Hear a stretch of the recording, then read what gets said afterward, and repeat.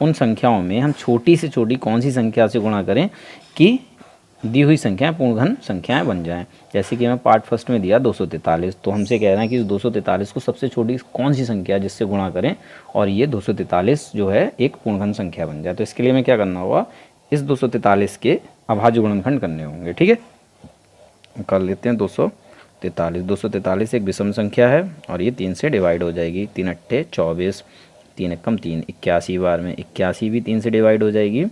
3 दूनी 6, 3 सत्ते 21, 27 बार में। क्या होता है ये बच्चों, भाग देना। ठीक है, अब 27 को भी अगर हम 3 से भाग देंगे तो ये 9 बार में विभाजित हो जाएगी, और 9 को 3 से भाग देंगे तो ये 3 बार में हो जाएगी, और 3 को 3 से भाग देंगे तो ये 1 बार में हो जाएगी। यहाँ 1 प्राप्त हो गया। ये हो गया अभाज्य गुणनखंड 243 के। तो चाहे 243 लिखो चाहे इनको लिख लो किस तरह से, इस तरह से 3 गुणा 3 गुणा 3 गुणा 3 गुणा 3, इन सब की गुणा करने पर क्या मिलेगा हमें, 243। तो 243 लिख लो चाहे अभाज्य गुणनखंडों के रूप में से लिख लो। ठीक है, बात एक ही है। अब इसके बाद हमें क्या करना है, ये जो अभाज्य गुणनखंड है इनमें 3 3 का ग्रुप बनाना है। तो यहाँ हमारा 3 का एक ग्रुप बन गया।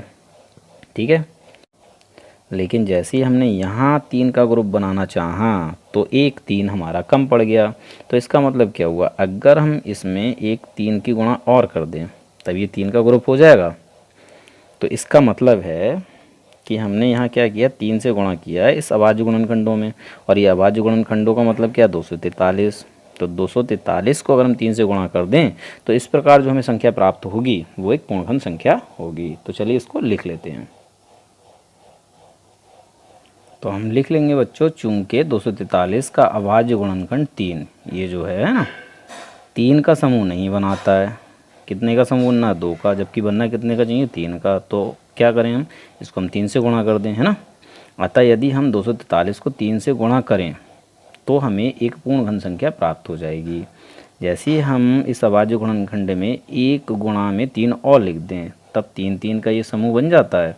तो इस प्रकार से क्या हो जाएगी, एक पूर्ण घन संख्या हो जाएगी। तो 243 को अगर हम 3 से गुणा करें तो हमें प्राप्त होगा 729, और 729 क्या है, एक पूर्ण घन संख्या है जो कि एक पूर्ण घन संख्या है।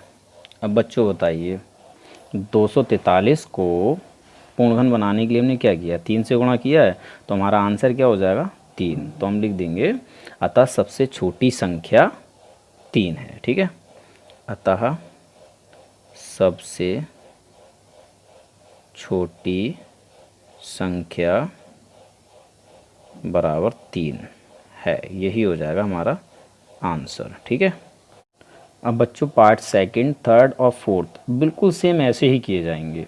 ठीक है, आप इन पार्ट्स को SW में कर लें।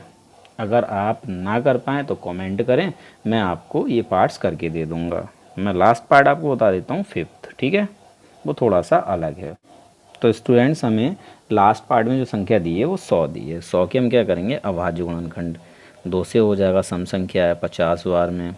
फिर 2 से 50 को भाग देंगे, ये हो जाएगा 25 बार में। फिर 25 किससे होगा, 5 से 5 बार में, और 5 होगा 5 से 1 बार में। यहाँ 1 आ गया, ये क्या हो गया, अभाज्य गुणनखंड किसके, 100 के। तो 100 को हम कैसे लिख सकते हैं, 2 गुणा 2 गुणा 5 गुणा 5। ठीक है, इसके बाद हमें क्या करना है, 3 3 की ग्रुपिंग करनी है, यानी 3 3 का समूह बनाना है। तो जैसे ही हमने इस 2 का 3 का समूह बनाना चाहा तो 2 तो हमें मिल गए, लेकिन तीसरा अंक नहीं मिला। तो हम क्या करेंगे, यहाँ 2 का गुणा करेंगे तब ये 3 का समूह बन जाएगा। इसी प्रकार जब 5 का समूह बनाएंगे तो एक 5 फिर कम पड़ जाएगा, तो यहाँ 5 से गुणा कर देंगे तो ये भी पूरा पूरा हो जाएगा। ठीक है, तो हमने क्या किया, इसको और इसको 2 से गुणा किया, इसको 5 से गुणा किया। तो यहाँ ये जो है ये क्या है, 100 ही तो है। तो हमने 100 को किससे गुणा किया, 2 गुणा 5, यानी 5 दूनी 10 से। ठीक है, अगर हम इसको 10 से गुणा कर दें तो ये 100 क्या हो जाएगा, एक पूर्ण घन संख्या बन जाएगी। ठीक है, तो यही हमें लिख लेना है। तो स्टूडेंट्स, हम क्या लिखेंगे, चूँकि 100 के अभाज्य गुणनखंड 2 और 5 क्या कर रहे हैं, 3 3 का समूह नहीं बनाते हैं। यहाँ पर 2 की कमी रह गई, यहाँ 5 की कमी रह गई। तो हमने क्या किया, इन दोनों में 2 गुणा 5 किया है। तो अगर हम 100 को 2 गुणा 5 से गुणा करें तो हमें एक पूर्ण घन संख्या प्राप्त हो जाएगी, यानी 100 गुणा 2 गुणा 5 क्या होता है बच्चों 1000, जो कि एक पूर्ण घन संख्या है। तो आपका आंसर क्या हो जाएगा, आपका आंसर हो जाएगा अतः सबसे छोटी संख्या जो हमसे पूछी गई वो क्या होगी 2 गुणा 5 बराबर 10 है। ये हो गया आपका आंसर। ठीक है, अगर वीडियो पसंद आए तो इस वीडियो को लाइक कर दें। इस वीडियो को देखने के लिए आप सभी लोगों का बहुत बहुत धन्यवाद।